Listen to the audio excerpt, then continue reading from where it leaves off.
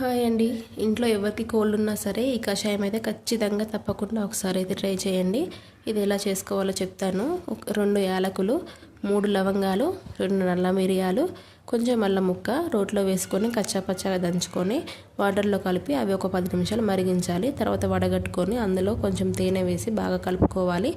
పిల్లలకైతే ఇంకొంచెం ఎక్కువ వేయచ్చు. చిన్న పిల్లలే కానీ పెద్దవాళ్ళే కానీ ఎవరైనా సరే ట్రై చేయొచ్చు. దీనివల్ల ఎలాంటి ప్రాబ్లం ఉండదు. అస్సలు డౌట్ తీసుకోవాల్సిన అవసరం ఏం లేదు. ఖచ్చితంగా యూజ్ చేయండి. నైట్ టైం తాగితేనైతే బెటరు. మేమైతే డైలీ నైట్ టైం తీసుకుంటాము.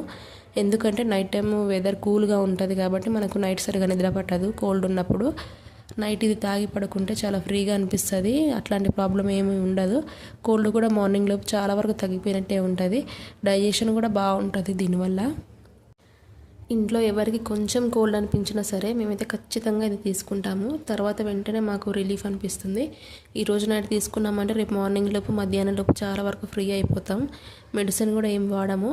చాలా బాగుంటుంది. ఒకసారి అయితే ట్రై చేయండి.